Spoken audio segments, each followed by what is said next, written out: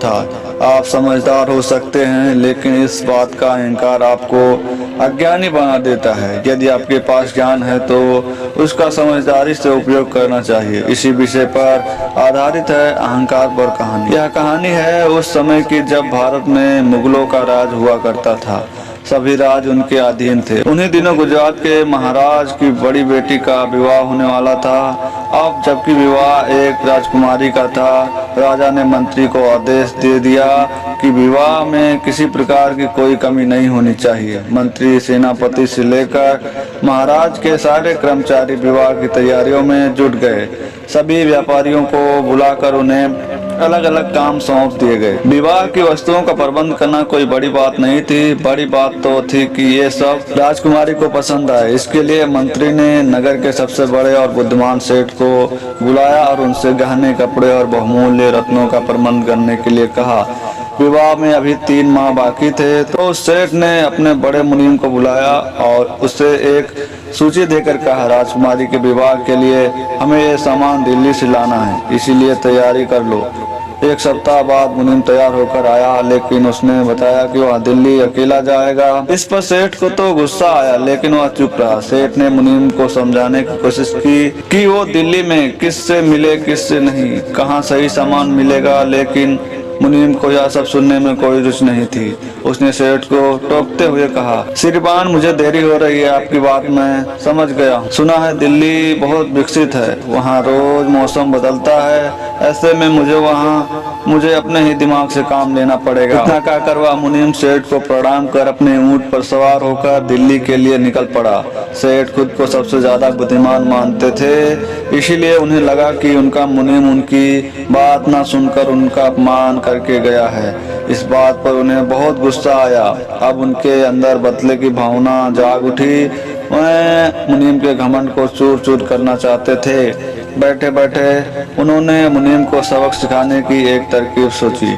उन्होंने नाई को बुलाकर अपने सिर के सारे बाल कटवा दिए। नाई के जाने के बाद सेठ ने सब बाल इकट्ठा किए और सोने की जरी वाली पोटली में भरकर अपने छोटे मुनीम को बुलाया। जब मुनीम आ गया तो सेठ ने कहा, ये पोटली यहीं रह गई है, इसे तुम जल्दी जाकर बड़े मुनीम को दे देना और उससे कहना कि इसे दिल्ली में बादशाह को भेंट कर दे। जब वह पोटली शहंशाह को भेंट कर दे तब तुम वापस आ जाना। छोटा मुनीम वह पोटली लेकर दिल्ली की ओर निकल पड़ा। बड़ा मुनीम दिल्ली में 1 सप्ताह घूमते हुए सेठ की बनाई सूची के सामान का मोल भाव करता रहा। 1 सप्ताह बाद छोटा मुनीम दिल्ली पहुंच गया और सेठ के वचन के अनुसार वह पोटली बड़े मुनीम को दे दी। साथ ही यह भी बता दिया कि यह पोटली शहंशाह को भेंट करनी है। दूसरे दिन दोनों मुनीम शहंशाह के दरबार में गए। बड़े मुनीम ने छोटे मुनीम को बाहर ही रुकने के लिए कहा।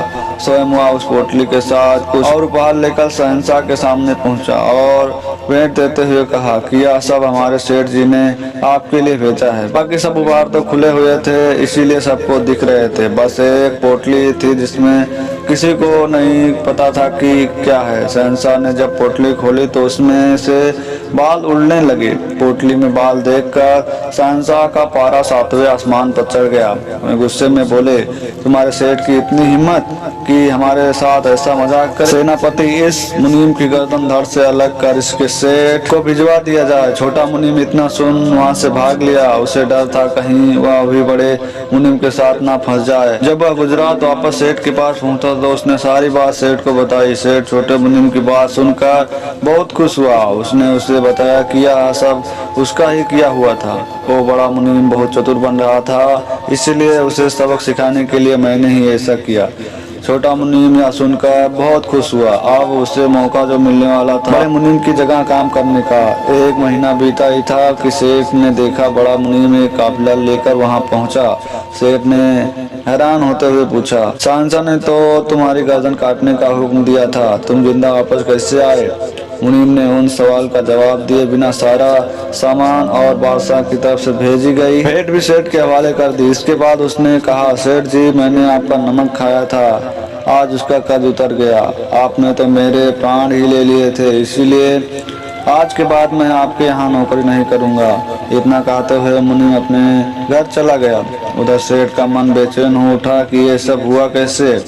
ये जानने के लिए वह बड़े मुनीम के घर गया और उसके सामने हाथ जोड़कर उससे सब बताने के लिए कहा। तब मुनीम ने बताया कि जब शहंशाह ने उसकी गर्दन काटने का हुक्म दिया तब उसने अपनी बुद्धि चलाई। उसने उड़ते हुए बालों को दौड़ दौड़ कर पकड़ना शुरू कर दिया, उन बालों को माथे लगाकर चूमने लगा, साथ ही कहने लगा कि मेरी गर्दन अभी के अभी काट दीजिए। उसकी इस हरकत से दरबार के सभी दरबारी हैरान रह गए। वजीर समझ गया कि इन बालों के पीछे जरूर कोई राज छिपा है। वजीर ने कहा, बादशाह सलामत ने तुम्हें माफ किया, लेकिन वो इन बालों के बारे में जानना चाहते हैं। तब बड़े मुनीम ने बताया, हमारे सेठ अक्सर ही साधु संतों की सेवा करते रहते हैं। उन्हीं की सेवा भावना से प्रसन्न होकर एक साधु ने अपने बाल देकर कहा था कि इसे अपनी तिजोरी में रखना, वह कभी खाली नहीं होगी। बड़े मुनीम की यह बात सुनते ही वजीर खुश हुआ।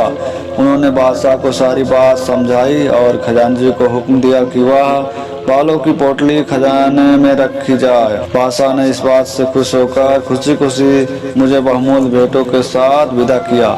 यह सब सुन सेठ का अहंकार और गुस्सा दोनों दूर हो गया। मुनीम ने उन्हें समझाया, किसी से शिक्षा लेकर हम कुछ हालातों का सामना करने के लिए तैयार हो सकते हैं, लेकिन जब नए हालात पैदा हो जाएं तो हमें अपनी ही बुद्धि से काम लेना पड़ता है। सेठ को अपनी गलती का एहसास हो गया था और उससे शिक्षा भी मिल गई। दोस्तों, इसी तरह हम लोगों में से कई लोगों को शिक्षा देने की बहुत आदत होती है। कई लोग होते हैं जो अपने आप को बहुत समझदार समझते हैं। समस्या ये नहीं कि वह स्वयं को समझदार मानते हैं, समस्या तो ये हो जाती है कि वह दूसरों को कम अक्ल समझने लगते हैं, परंतु जब हमें अपनी आवश्यकता पड़ती है तो हम किनारा कर लेते हैं, ये कहते हुए कि हम इसमें कुछ नहीं कर सकते। ऐसे में हमें अपने ही धैर्य, विवेक और ज्ञान से काम लेना पड़ता है। तो सतर्क रहें, सावधान रहें। और आपको ये अहंकार पर कहानी कैसी लगी हमें कमेंट बॉक्स में जरूर बताएं। और दोस्तों,